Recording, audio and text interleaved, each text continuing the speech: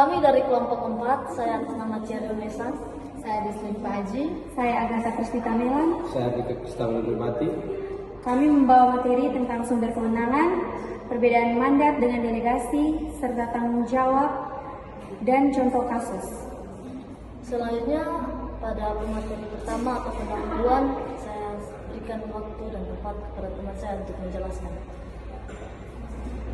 Baik, dalam administrasi publik, kewenangan merupakan dasar bagi pejabat dalam menjalankan tugas pemerintahan. Kewenangan tersebut dapat dilimpahkan melalui mandat dan delegasi. Meskipun keduanya sama-sama bentuk pelimpahan, terdapat beberapa perbedaan mendasar terkait tanggung jawab hukumnya. Selanjutnya, perbedaan antara delegasi atau perbedaan antara mandat dan delegasi. Baik, saya akan menjelaskan apa itu mandat. Jadi mandat sendiri adalah ketika seorang pejabat memberikan tugas kepada bawahannya untuk melaksanakan suatu pekerjaan atas nama pejabat tersebut.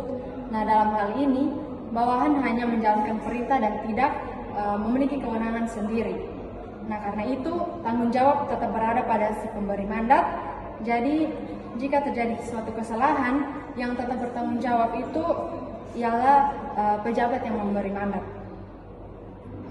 Nah, sedangkan delegasi ialah pelimpahan kewenangan yang disertai dengan pemindahan tanggung jawab kepada penerima delegasi. Yang artinya penerima delegasi ini memiliki hak untuk mengambil keputusan atas namanya sendiri dan bertanggung jawab langsung terhadap keputusan yang ia ambil. Baik, berdasarkan penjelasan dari teman saya terkaitan antara delegasi mandat ataupun delegasi, kami mengambil contoh yaitu seperti kepala dinas. Kepala dinas memberikan tugas atau mandat kepada bawahannya, yaitu di bidang kepala bidang.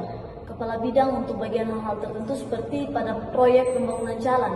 Nah, pada saat proses pembangunan jalan, di sini kepala bidang yang mengatur tentang proyek pembangunan jalan itu melakukan sesuatu yang bertolak belakang dengan hukum atau aturan yang sudah diberikan atau mandat yang telah ditetapkan dari si kepala dinas, yaitu kepala bidang ini menggelapkan atau menerima asupan atau juga memanipulasi dengan bekerja sama dengan kontraktor dengan tujuan untuk memenangkan kontraktor yang satunya. Misalnya dua kontraktor yang saling bersaing untuk mendapatkan suatu lahan dalam pembangunan suatu jalan.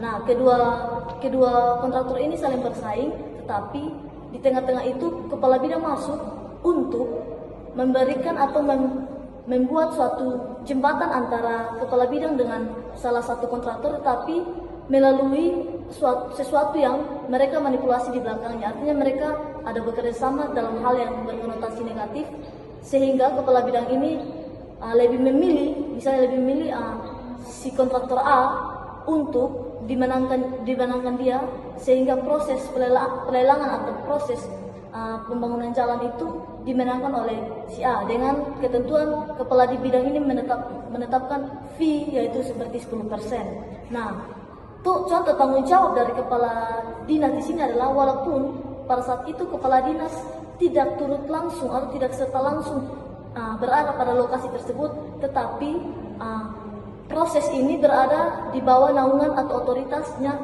dari kepala dinas. Jadi secara tidak langsung kepala dinas pun turut ikut diperiksa oleh KPK yang mengatur segala perencanaan proses dari case tersebut. Dan juga kesimpulan di sini saya memberikan waktu kepada teman saya Artika. Baik, jadi kesimpulannya mandat tidak memindahkan tanggung jawab, sedangkan delegasi memindahkannya. Oleh karena itu, dalam mandat, pemberi mandat tetap bertanggung jawab atas kesalahan yang dilakukan penerima mandat. Baik, sekian dari hasil presentasi kami. Kiranya video ini bisa bermanfaat bagi para orang yang menonton dan audiens yang mendengar. Sekian dan terima kasih. Terima kasih.